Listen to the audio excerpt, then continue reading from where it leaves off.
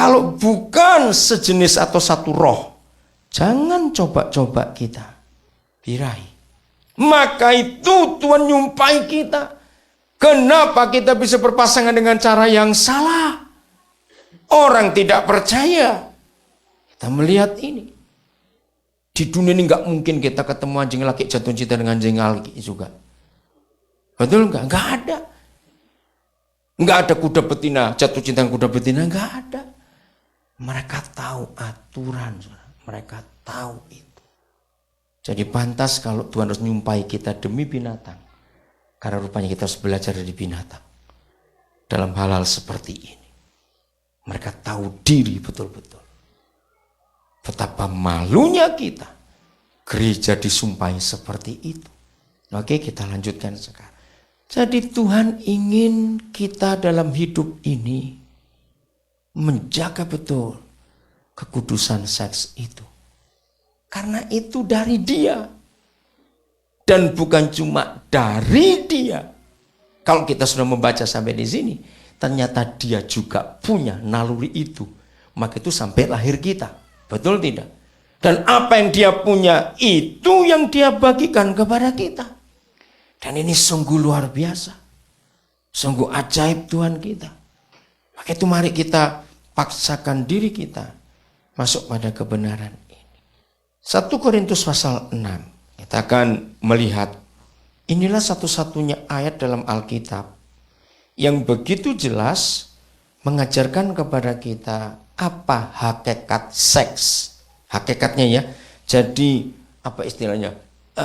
Esensialnya, sarinya. Kenapa Dia ciptakan seks itu? Kenapa?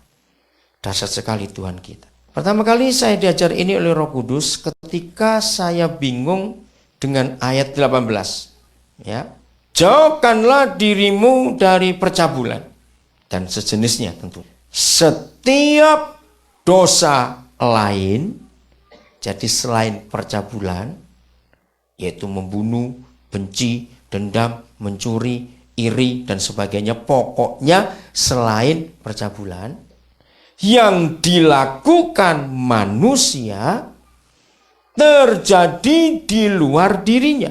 Terjemahan lain yang saya pernah baca, dikatakan semua orang yang tidak berbuat cabul, tapi berbuat dosa yang lain, itu tidak merusak tubuhnya.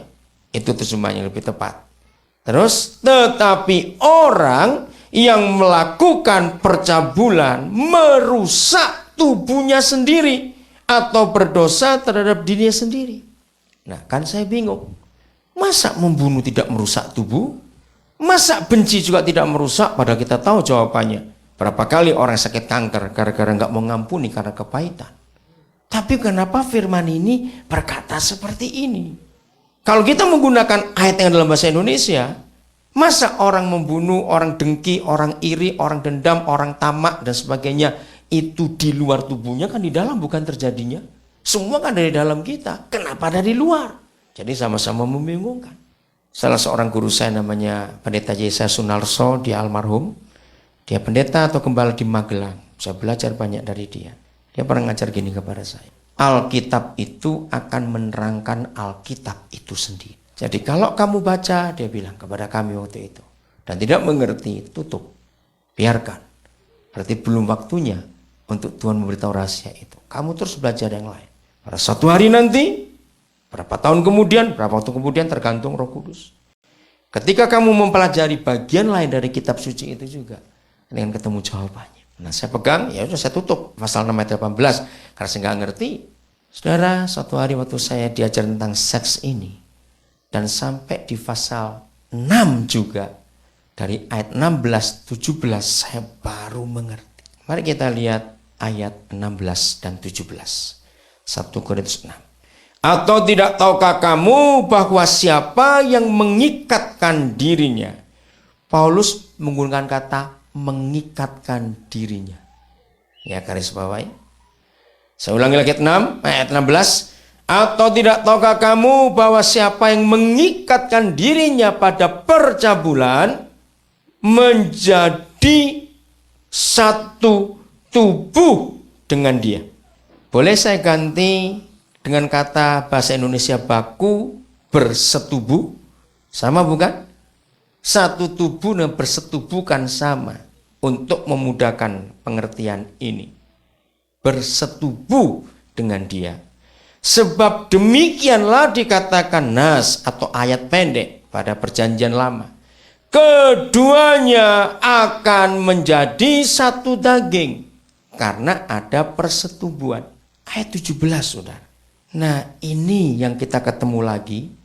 Bahwa apapun aktivitas kita dalam kebenaran di bumi ini, itu adalah aktivitas Tuhan di surga. Tetapi siapa yang mengikatkan dirinya pada Yahweh, Tuhan surgawi kita, kata yang sama Paulus pakai di ayat 6 untuk sesama manusia mengikatkan diri. Lalu di ayat 17 kata yang sama untuk gereja dengan Tuhan Yesus memakai kata mengikatkan diri. Betul? Nah saya akan ganti. Berseroh dengan dia. Dapat nggak kalau saya pakai kata yang untuk manusia bersetubuh karena satu tubuh? Kalau dengan Tuhan karena satu roh itu berseroh. Ngerti maksudnya saudara? Berarti memang kita kawin dengan Tuhan. Katakan amin. Kita berseroh mengikatkan diri dengan Yesus. Saya terbuka waktu dia wahyukan ini. Wah, luar biasa. Jadi saudara, seks itu kudus karena berasal dari dia. Dan kalau saya mau menggunakan kata ini, ternyata Tuhan pun punya aktivitas seks dengan gerejanya. Katakan amin. Nah, rahasia ini yang menolong semua kita, baik yang sudah menikah maupun yang belum menikah. Dengarkan, karena buat kita yang sudah menikah, maaf ya, kita harus mikir ini.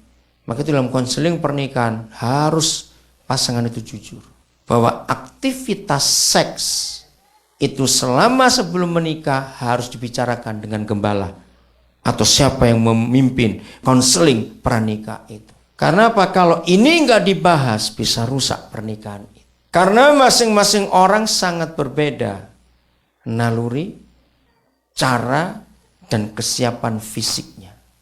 99% penyebab rumah tangga kacau karena aktivitas seks ini tadi.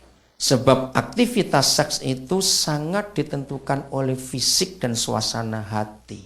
Fisik dan suasana hati suami istri tidak pernah selalu sama. Catat nih. Karena fisik dan suasana hati suami istri tidak selalu sama, maka pasti tidak pernah akan siap bareng-bareng.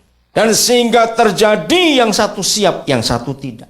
Oke, yang siap akhirnya bisa tahan diri, tunggu yang belum siap.